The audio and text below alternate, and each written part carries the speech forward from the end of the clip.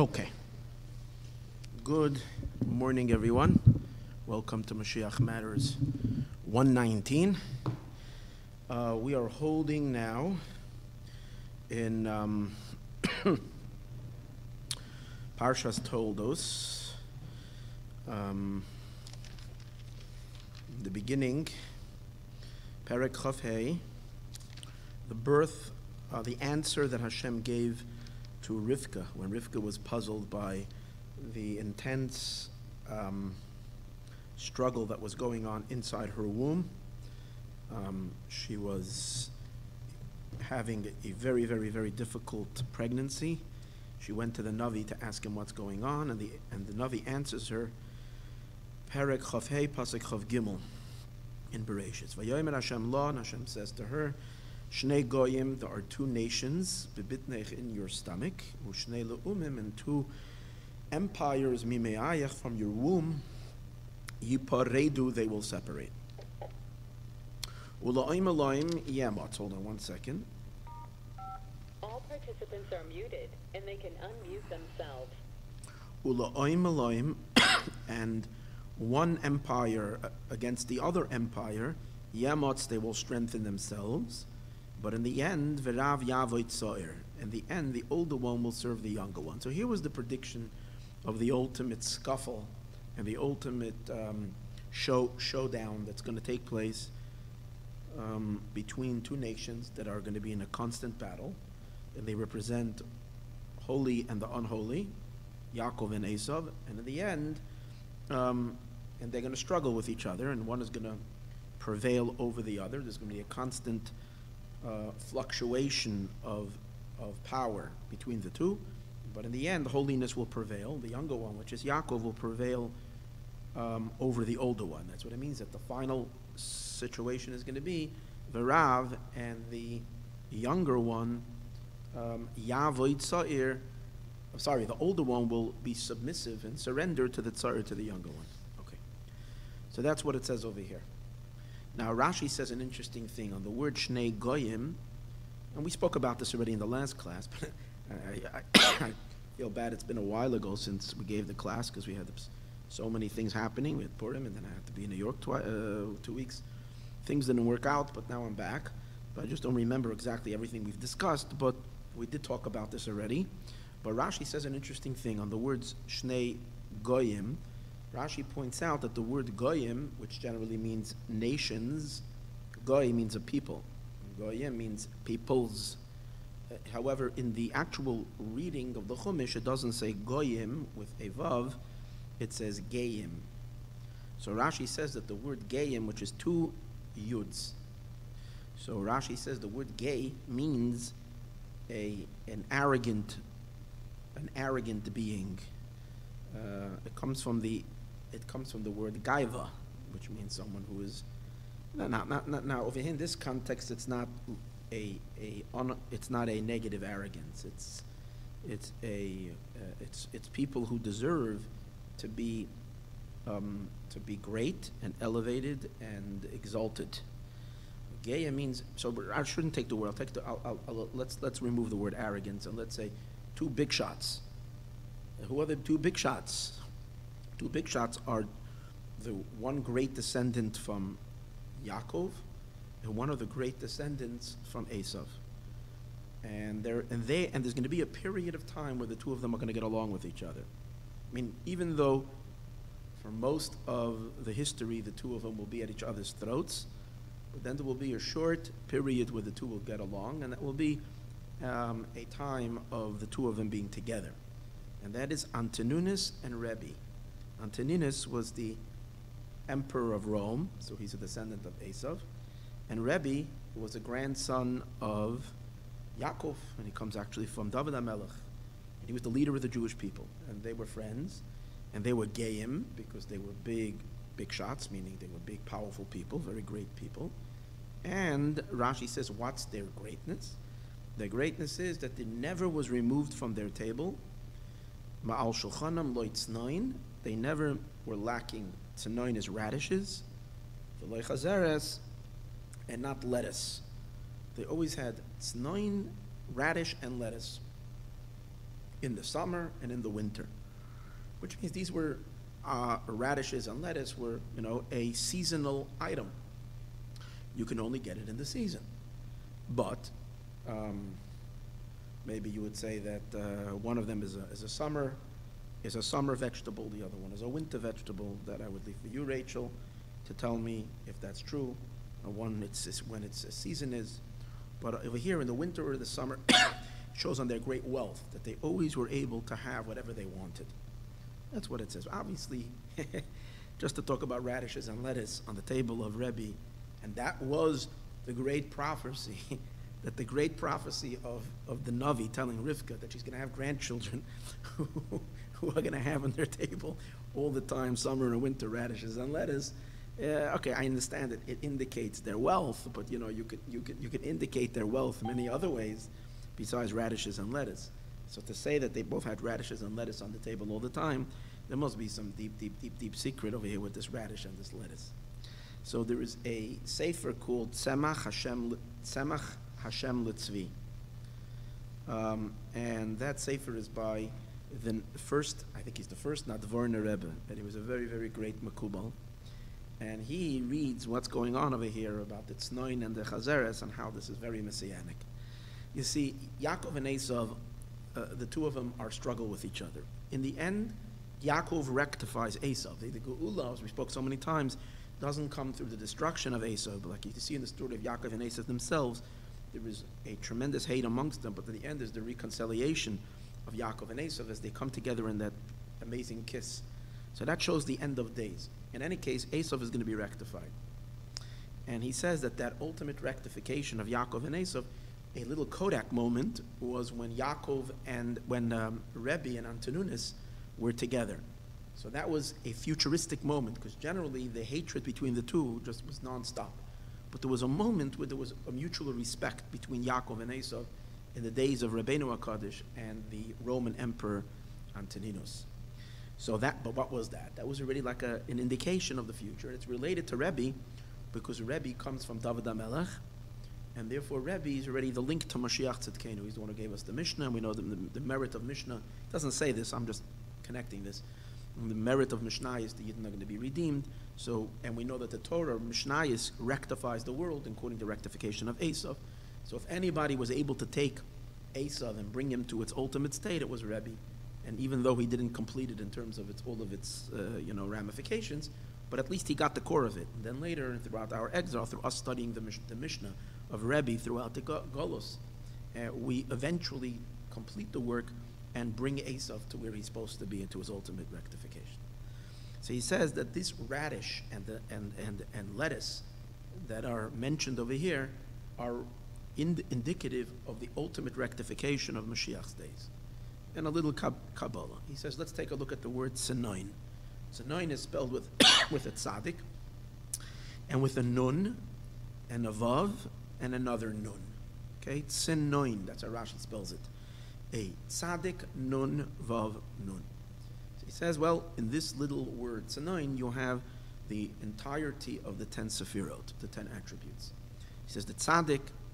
What's a tzaddik? A tzaddik is, he doesn't say this, but this is the way I understand it. He says the tzaddik and the tzaddik represents the first two spheros of Chachma and Bina.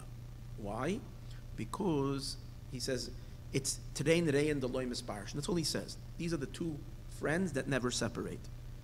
He doesn't even say they're Chachma and Bina. He just says that they're the two friends that don't separate, which in Chassidus we always learn that the two friends are never separated are father and mother, Chachma and Bina. What does it have to do with a tzaddik? So, again, this is the way I make sense to me. A tzaddik is a yud with a nun and a yud together. And the yud is attached to the nun. The nun is a little bit hunched over, leaning forward. That's the nun of the, and the yud is in the back. And yud we know is Chachma, and nun is Bina. As we know that the 50 gates of Bina, nun a lot of times is indicative of Bina. So the tzaddik is the yud and the nun together, so it represents Chachma and Bina. Then the two nuns that are in the word Sinoin, it has two nuns. It has a regular nun and it has a long nun. So the two nuns, nun in general is indicative of Sfiras HaMalchus. You see, even though I just said before that the nun of the tzaddik is Bina, well, Bina and Malchus are associated with each other because it's mother and daughter.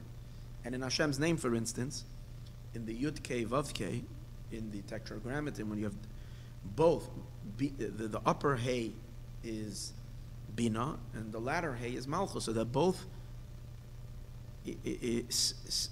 they're both indicated in the same letter. They're both a Hey. It's just the one is the higher Hey and one is the lower Hey, but they're both Hey. So the same is also that we can understand that Malchus and Bina can both be the same letter Nun, and it's interesting. That's why you can have it. The two Nuns, however, he says, are two aspects in Malchus itself. In this case, I'm saying in Nun in general, I'm just showing you that the Nun of Malchus and the Nun of Malchus and the Nun of that Nuns can both be Bina and Malchus, and it's not they're both the feminine element. It's not a question. By the way, they're both 5. Just like I said before, Hey, in Hashem's name, the two Heys represent Bina and Malchus. Now, Bina, a Hey is 5. And if you look at a letter Hey, every Hey has a Hey inside of it. Hey, Hey. Because how do you spell Hey? Hey, Hey. One of the ways of spelling it. So there's two Heys in the Hey. Now, Nuns is also the same letter, Nun and Nun. So one of them is Bina and the other one is Malchus. And Nun and Hey are associated with each other because they're both 5. Nun is 50, and Hey is 5. So they're associated. They're interchangeable. So I'm just giving you, so that's important to know. Now going back, he says the two Nuns of the word Sinayin are both indicating Malchus. How come there was two Nuns in Malchus? He doesn't explain. Tonight we're going to be giving a shir about the 2 levels of Malchus, and our shir that we're going to be giving, to tune in tonight. Tonight is going to be an amazing class about the 4 cups of wine, according to mysticism, a phenomenal class. So over there, we're going to learn that Malchus has 2 levels, Rachel and Leah. These are Leah, because one of them is, Malchus represents thought. Malchus represents thought, and don't worry, just put it in the yes. Malchus represents thought, and thought is Malchus is letters, words, and there are words of thought and there are words of speech. There's 2 levels of oisiyos hamachshava and oisiyos hadibur. So that's why we see that there's Leah and Rachel. These are the 2 wives of Yaakov, the 2 females, and that's why we can understand how the 2 Nuns represent 2 aspects of Malchus. And anyway, so let's go back again. The tzaddik represents Chachma and Bina. It's a Yud and a Nun together. And the Nuns in the word represent Malchus. And I guess, as I said earlier, there's 2 levels of Malchus, the inner Malchus and the outer Malchus. There are two dimensions. The inner dimension, the inner, more core element of Malchus, the more external element of Malchus. For more explanation of that, come tonight. By the way, also, Nun, the actual word Nun, means, in Aramaic, it means an emperor, a king. A Malchus is called a Nun, as it says, Lefnei Shemesh, it talks about Moshiach, that his name is Yinon. A Nun represents Malchus. So in any case, the 2 Nuns of the word Sinayin is Malchus. The Vav, so all we're left with is the Vav. So we have already Chachma and Bina, and we have Malchus. They presented it by the Nuns. And then we have a Vav. What's a Vav? So that we know, we learned many times, those who attended our classes in the past. Vav represents the 6 emotions. Chesed, Gevurah, Tiferes, Netzach. So that's the only one that's not here. We have Chachma and Bina, the 6 emotions. Das we don't count, because Das is a lot of times stays in the background. You have Chachma and Bina, you have the Ze'er Anpin, the 6 emotions, which are the Vav, and then you have the latter Nun. However, the 2 Nuns, which represent Malchus. But he points out an interesting thing. Usually, so if you have all the 10 spheres hinted to in the word Sinayin, which means a radish, First of all, you respect the radish from now on. When you see a radish, which is it's 9, you realize that you're dealing with things that you have no clue. Gashmias, we think Gashmias things are just Gashmias. But once we know the Hebrew name for things, we realize that this is awesome. You have all the 10 spheres hinted to in the word Snaim. However, now just let's take for 1 minute. We know usually the order is that the Ze'er Anpin, the 6 emotions, come before Malchus. The 6 emotions are masculine, they are the Mashpia, and Malchus is the recipient, she's the vessel, she's the Keli. So she comes last. Right? Chesed, Gevurah, Tiferes, Netzach, Oid, and they flow into Malchus. And by the way, he says that the Vav and the Nun show on a flow. It's flowing down from the Vav. The Vav is a pipe going down, and it's going all the way down to Malchus. And Malchus is lower, and Malchus gives life all the way down to the lower world. It's the long Nun. As it's going down, down, down, she extends her kingship over all the lower world. So that's the long Nun of Tznaim. But the question is, there's true, in our case, there is a Vav, and then comes the Nun, which is supposed to be. But the question is, how is the first Nun before the Vav? The first Nun should also be, the word should be Tzonein, Tzaddik, Chachma Bina, which is a Tzaddik, and then the Vav, which is the Ze'er Anpin, and then the 2 Nuns, which are Malchus. Why is it that the first Nun is higher and before the Vav?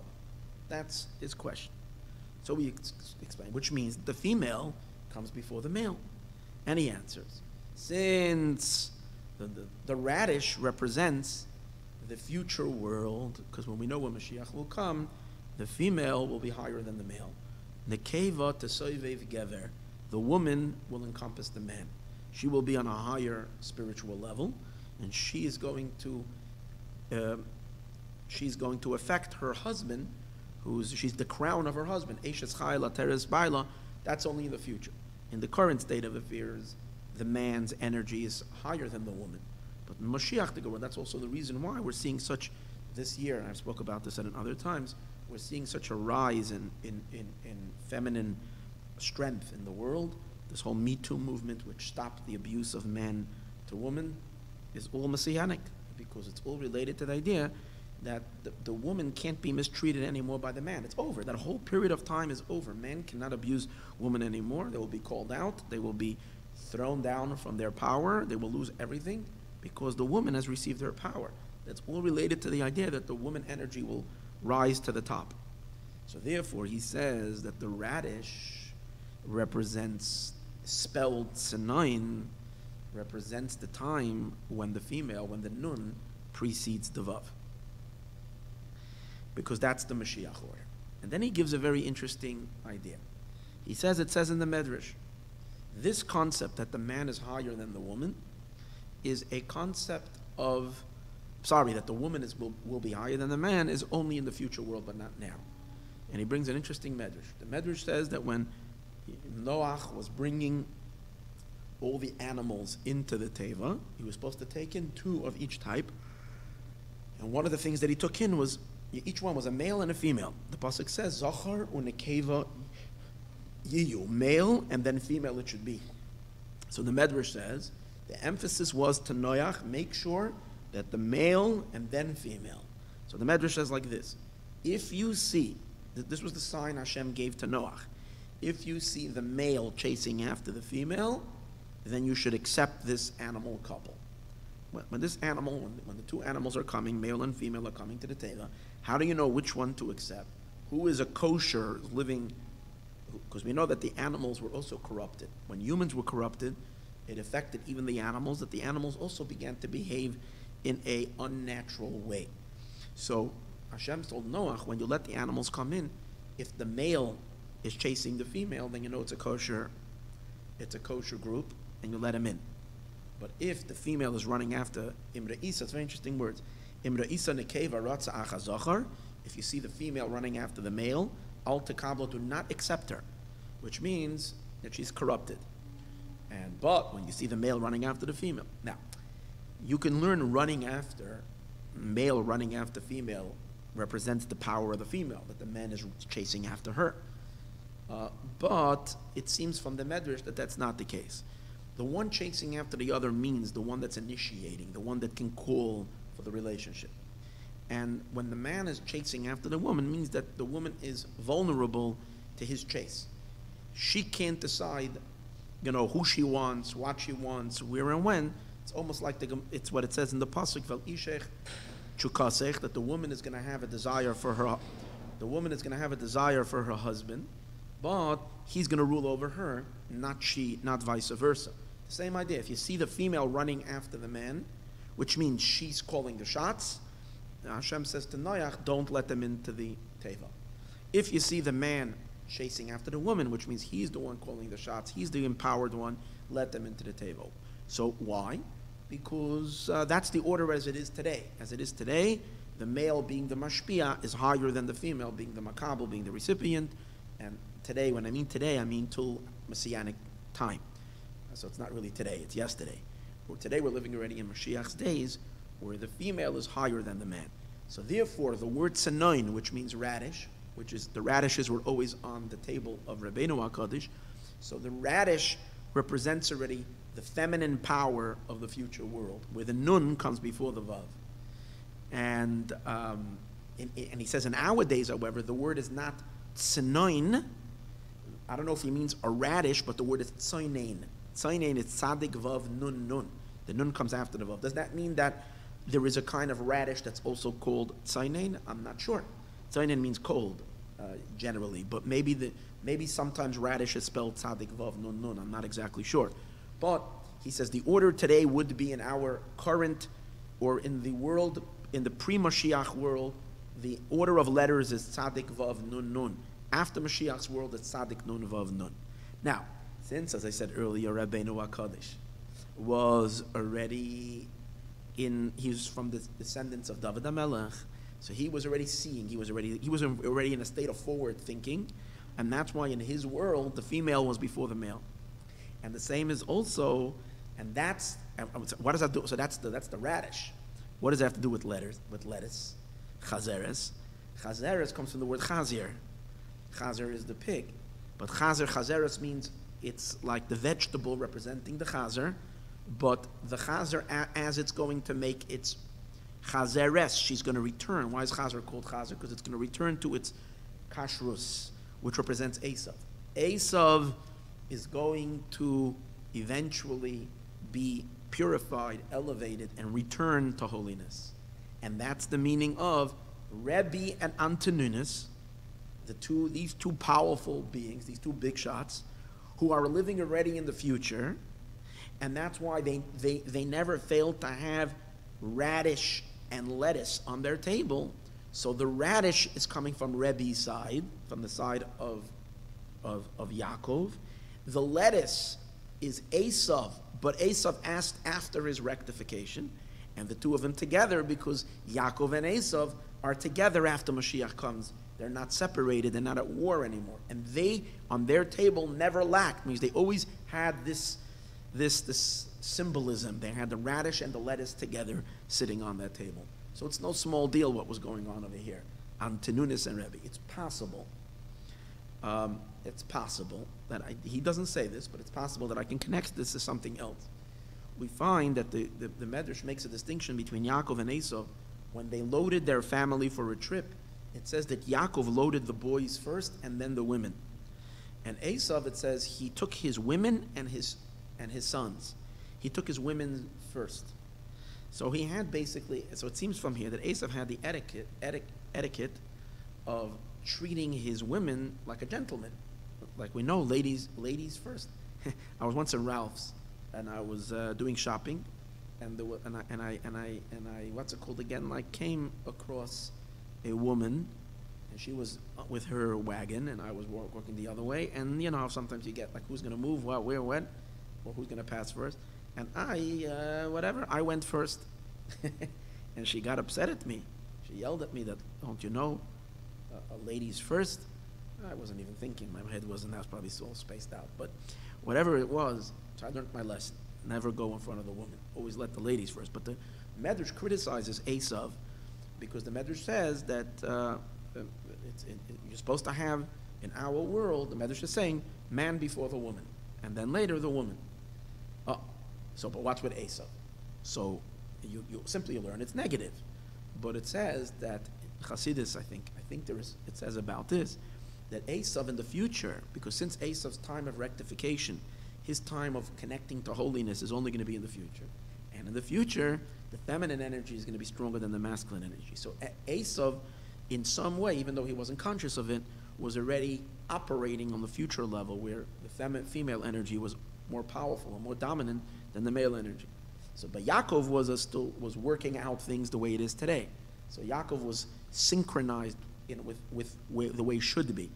But in any case, this is the idea, that Esav is, and he brings also this concept, Antoninus, we know that is the head of Esav, which we know the head of Esav is in the lap of Yitzchak. So these two people, Yaakov and Esav, or Rebbe and Antoninus, represent the perfect Moshiach world, and this was shown to Rivka. In other words, even though she saw that there would be a big struggle, and she saw there would be a lot of blood and pain and tears and suffering until we're all going to work it out. But Hashem gave her immediately a vision of the Shnei Geim, of the two great men that are going to appear in early history, that are going to be indicate and symbolic of the ultimate rectification that's going to be in the future. I found that to be very, very fascinating from the Tzemach Hashem Litzvi. In any case, we shall continue now. The pasuk says, the words it says, "Ulo'im mil'im yamotz," and one nation will become stronger from. Now, simply, the pasuk says, one nation or one empire will be powerful over the other one. That means that the two of them will always be struggling for power, one versus the other. But the interesting words it's using is Ulo'im mil'om yamotz. What does this mean, Ulo'om mil'om, which means almost like one nation will become stronger from the other. Now I remember that we did speak about this, because we spoke that the way that works is that when Yaakov is strong, the ultimate transformation of Yaakov is because he takes the sparks of Esav and he uses those very powerful, potent energies of Esav. When he elevates the sparks, they make Yaakov much stronger. On the other hand, Esav gets strength when he gets the Jewish people to sin, and he takes the energy from the Jewish people, and that makes him strong. So similar to that, Sefer Be'er Mayim Chaim, Reb Chaim Chernovitz, one of the great early Chassidic masters, student of Reb Michal of Zlotchever, third generation Chassidic Rebbe, in the Sefer Be'er Mayim Chaim, explains that this struggle of Yaakov and Esav represent the ultimate struggle of the Eitz Hadas Tovara. We've discussed this many times, that when the Eibishter, as a result of the sin of the Eitz Hadas, and already beginning earlier by Shviras HaKelim, the shattering of the vessels, and Hashem making the moon smaller, and this all this is one cycle, which all brought about a mixture of good and bad, where holiness got mixed into the unholy, and the work of the Jewish people based on a very strong Arizal idea, Kabbalistic idea, mainly discussed by the Arizal, in which all of our work is to rectify and gather the sparks of holiness, which means to separate good from bad, which means that up until the Moshiach world, good is not good, because there's little tiny bits of bad that is in the good, and that's why it says, Shlomo Melech says, that ain't tzaddik asher yaseh tov, there isn't a tzaddik that's ultimately, purely, absolutely good. V'lo yach, they shouldn't have a tiny little tinge of something unholy. The same is on the other side. Until Moshiach comes, there isn't any wicked people that are utterly wicked. They have a little bit of good. But the way it's supposed to be is Hashem wants us to clarify. Our avodah is to clarify. Good becomes absolutely good, like when you mine gold from under the ground, you take out the schmutz, you take out the dregs from the gold, so the gold can be absolute, pure, 14-karat gold, and the schmutz becomes real schmutz.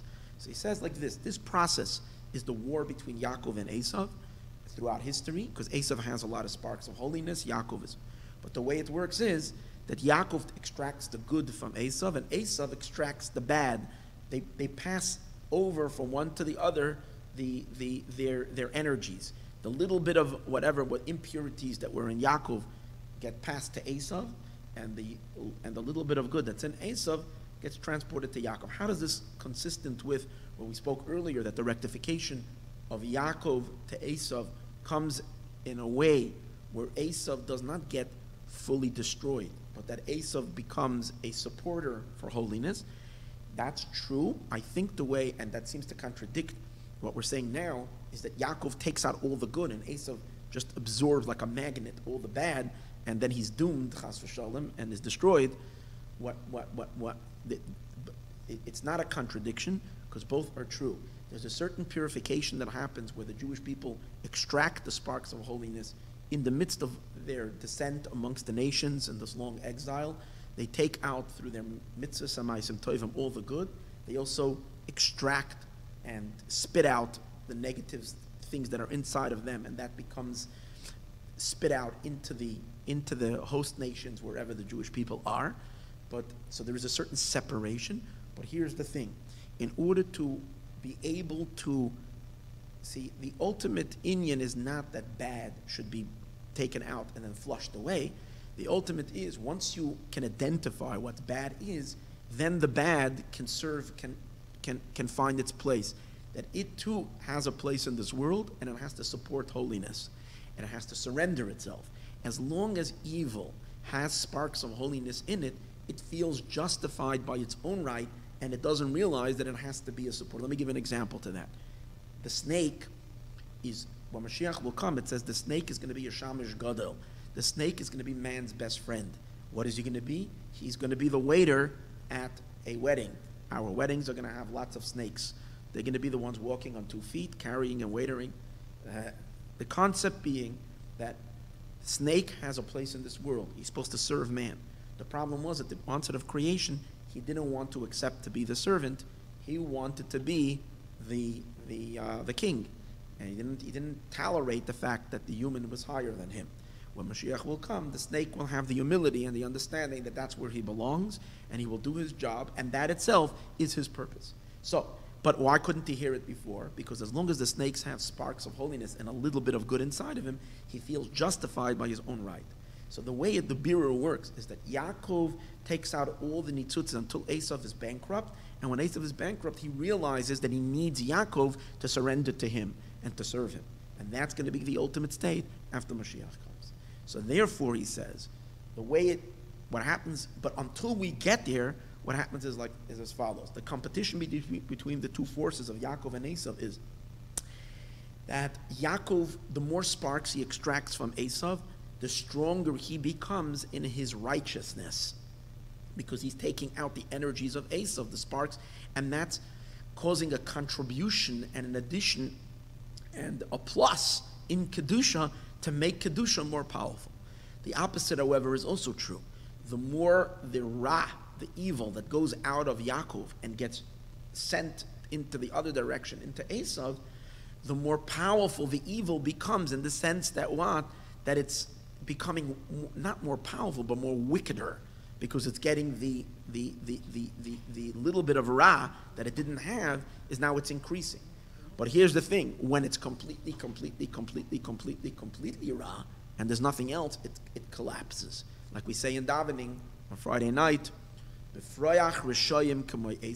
when the wicked prosper like grass, and they go higher and higher and higher, and they become they blossom, and all those who do evil, the purpose is lihishamdam adei, eventually to destroy them for all of eternity. That's the purpose of it.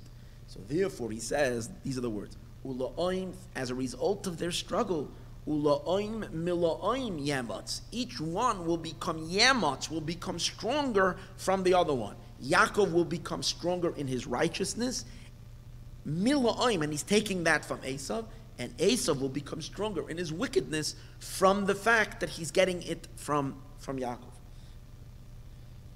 We can see, the truth is, we can see that in the end of days, in the latter part of history, for instance, you had Nazi Germany, you had Stalin, Yamach Shemo, these people, who did things like that Esav never did.